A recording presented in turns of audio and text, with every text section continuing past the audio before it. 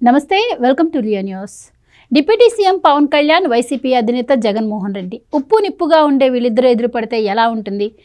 సరిగ్గా ఇదే సంఘటన నిన్న తిరుపతి స్విమ్స్ హాస్పిటల్ దగ్గర చోటు చేసుకుంది. ఒకవైపు అక్కడ పవన్ కళ్యాణ్ బాధితులను పరామర్శించి ప్రెస్ మీట్ నిర్వహిస్తూ ఉండగానే జగన్మోహన్ రెడ్డి చెప్పినా వినకుండా హాస్పిటల్లోనికి వెళ్లే ప్రయత్నం చేశారు అని చెప్పి వార్తలు అయితే వస్తూ ఉన్నాయి. మరి వాళ్ళిద్దరూ అక్కడ నిజంగా ఎదురుపడ్డారా? అక్కడ పరిస్థితి ఎలా ఉండింది? మరి ఇద్దరు ఎదురుపడితే ఎలా ఉంటుంది? ఇలాంటి విషయాలు తెలుసుకుందాం. మనతో పాటు ఉన్నారు senior journalist doctor Durga Vadlamani గారు. నమస్కారం. నమస్తే అండి. సో మనం చూస్తాం, జగన్మోహన్ రెడ్డికి పవన్ కళ్యాణ్ కనిపించకుండానే దత్తపుత్రులని ఇన్ని పెళ్ళిళ్ళు చేసుకున్నారని చెప్పి ఎప్పుడు విమర్శలు చేస్తూ ఉంటారు. అసలు మామూలుగానే అంటే రాజకీయ పరంగా రాజకీయ నాయకులు ఒక రకంగా ఉంటారు, రాజకీయాలకు వెనక మళ్ళీ ఒకరికొకరు హగ్ చేసుకుని మాట్లాడుకుంటూ ఉంటారు, పరామర్శలు చేసుకుంటారు. కానీ తెలుసు కానీ జగన్మోహన్ రెడ్డి దగ్గర ఇట్లాంటివి ఏమీ పనిచేయవు. ఎందుకంటే ఆయన డైరెక్ట్గానే మాట్లాడుతూ ఉంటారు. ఆయన ప్రతిదీ కూడా ఓన్గా చేసుకొని శత్రుత్వం పెంచుకుంటూ ఉంటారన్న విషయం మనకు తెలుసు. మరి అలాంటిది నిన్న స్విమ్స్ హాస్పిటల్ దగ్గర ఇద్దరు కూడా ఎదురుపడ్డ సందర్భం జరిగింది అంటున్నారు. అసలు నిజంగానే వాళ్ళిద్దరు ఎదురుపడ్డారా? అలాగే ఏం జరిగిందంటారు నిన్న అక్కడ? అంటే మొన్న జరిగిన తోపులాట ఏదైతే ఉందో దాని సందర్భంగా నిన్నను స్విమ్స్లో మరి 6 చనిపోవటం, తర్వాత 40 మంది తొక్కిసలాట్లో గాయపడ్డారు కదా, వాళ్ళని స్విమ్స్లో చేర్చాక వాళ్ళని పరామర్శించడానికి పవన్ కళ్యాణ్ వెళ్ళారు. వెళ్లకుండా ముందే రోజా గారు మొదలుపెట్టింది కదా, ఇంకా పరామర్శించలేదు డిప్యూటీ సీఎం అని. అంటే ఆవిడకి ఆతరగాడికి బుద్ధిమట్టం అని ఆవిడకి అన్ని తొందరపాటు. ఇప్పుడు వెంటనే వెళ్ళిపోతే అది కష్టమే కదండి. అక్కడ పరిస్థితులు ఎలా ఉన్నాయో తెలియదు. వీళ్ళు వెళ్ళడం వల్ల అనవసరంగా గొడవ అవుతుంది కదా. ఇప్పుడు పవన్ కళ్యాణ్ వెళ్ళటం అంటే చిన్న విషయం కాదు. ఇప్పుడు నిన్న కూడా అదే జరిగింది కదా. ఇప్పుడు ఉప్పు నిప్పు ఎందుకైంది? అది రోజా లాంటి వాళ్ళకి అర్థం కాదు. అది నిన్న పవన్ కళ్యాణ్ గారు రోగులను చూసి బయటకు వచ్చాక ప్రెస్ మీట్ పెడుతూ ఉన్నారు. ఆ సమయంలో జగన్మోహన్ రెడ్డి వచ్చారు పరామర్శకి. అంటే స్విమ్స్లో ఎవరైతే బాధితులు ఉన్నారో వాళ్ళని పరామర్శించడానికి ఆయన వచ్చారు. ఆయన రావడం తప్పని మనం అంటల్లా, కానీ వచ్చిన టైమింగ్ తప్పు. పోలీసులు అయితే హడిలిపోయారట. ఎలాగా ఏంటిది అని. అంటే ఉప్పు నిప్పు ఎదురుపడితే ఎలా ఉంటుంది? నిప్పులో ఉప్పు పడితే ఏమవుతుందండి? పేలిపోతుంది కదా. అందుకని వాళ్ళు హడిలిపోతే వాళ్ళు అప్పటికీ పోలీసులు ముందే చెప్పారట, మీరు ఇప్పుడే రావద్దండి, ఒక ½ అన్ అవర్ తర్వాత రమ్మని చెప్తే జగన్మోహన్ రెడ్డి ఎందుకు రావాలి? ఇక్కడ మనం ఎవరిని వెనకేసుకు రావట్లేదు. అతను అపోజిషన్ అయినా ఈయన అధికార పార్టీ అయినా వాస్తవాలు ఏంటో మనం మాట్లాడుకోవాలి.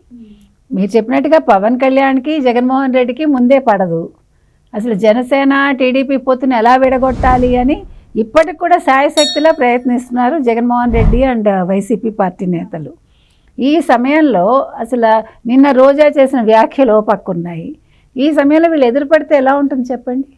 కార్యకర్తలు ఊరుకుంటారు. అండ్ అఫ్ కోర్స్ ఆయన ఎదురుపడాల్సి వస్తుందనే కదా అసెంబ్లీకి కూడా వెళ్లకుండా కూర్చున్నాడు. ఎగ్జాక్ట్లీ.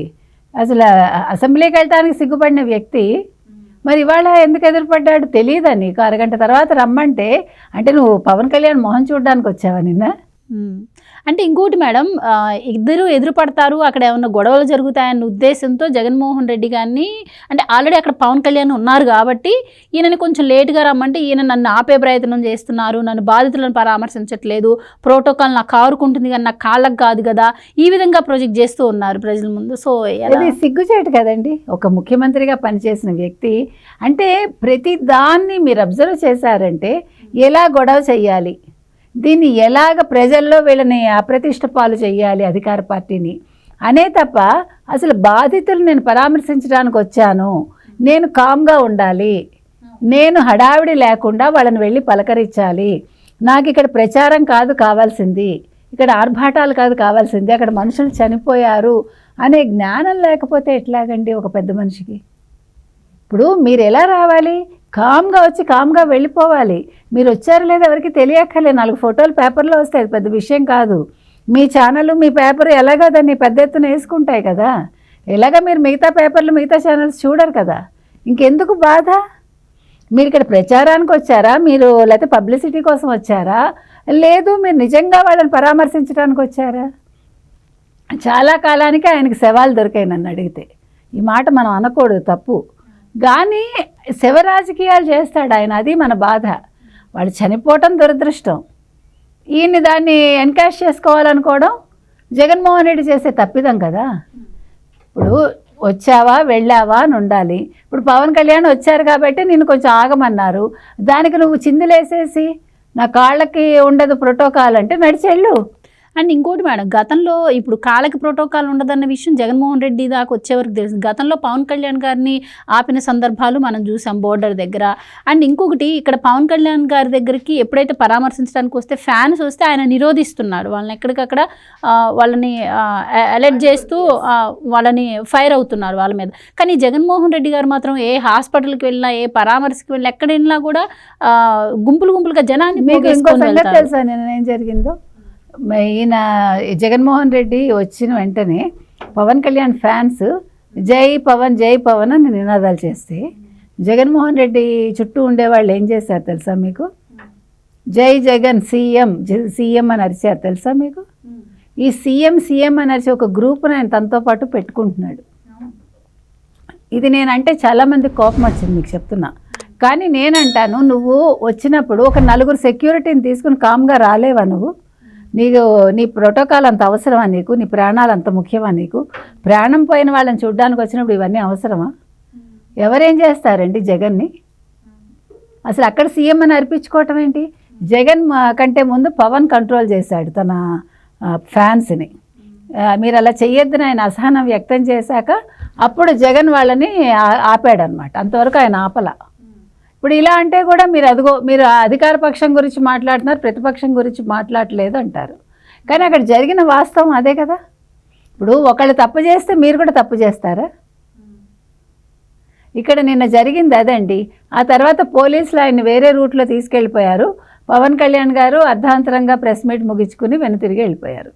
నిన్న జరిగింది ఇది. అయితే దీన్ని బట్టి మీకు ఏం చెప్తున్నానంటే, నేను ఏ అధికార పార్టీ నాయకుడైనా, ఏ ప్రతిపక్ష నేత అయినా కూడా మీరు ఎవరైనా పరామర్శించడానికి వచ్చినప్పుడు వచ్చామా వెళ్ళామా అని ఉండండి. మీరు దయచేసి గుంపులుగా రావద్దు. 10 మందిని వెంట పెట్టుకుని రాకండి. మీరు వచ్చేది శవ పరామర్శకి. అక్కడ చనిపోయిన వాళ్ళ బంధువులను మీరు పరామర్శించి ఆ చనిపోయిన వాళ్ళని మీరు చూడడానికి వస్తున్నారు అంతే. ఇక్కడ మీరు ప్రచారం కోసం రావడం లేదు. అధికార పార్టీ రాకపోతే మీరు తప్పుపడుతున్నారు. అధికార పార్టీ వస్తే వాళ్ళతో పాటు మేము వెళ్తామని మీరు గందరగోళం చేస్తున్నారు. దానికోసం చిందులేస్తున్నారు మీరు. ఇది కాదు కదా మీరు చేయాల్సింది. మీరు చేయాల్సిన పని ఏంటి? వచ్చామా వెళ్ళామా, మనం వాళ్ళని పరామర్శించామా వెళ్ళామా.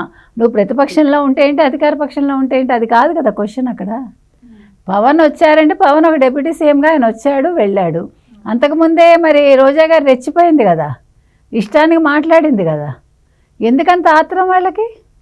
వస్తే తప్పు రాకపోతే తప్పు అంటే మీరు నోరు మూసుకుని కూర్చోండి. మీరు ఇలాంటి అవకాశాల కోసం కాదు మీరు చూడాల్సింది. ఎవరు చచ్చిపోతారా, ఎక్కడ ఏం దాడులు జరుగుతాయా, ఎక్కడ ఏమి స్టాంపీడ్ జరుగుతుందా కాదు మీరు చూడాల్సింది. కాబట్టి ఇవాళ మనం ఒకటే చెప్తున్నామండి, అధికార పక్షమైనా ప్రతిపక్షమైనా దయచేసి మీరు ఎవరినైనా పరామర్శకు వెళ్ళినా, ఏదైనా పని మీద వెళ్ళినా 10 మందితో వెళ్ళి పబ్లిక్ని ఇబ్బంది పెట్టద్దు.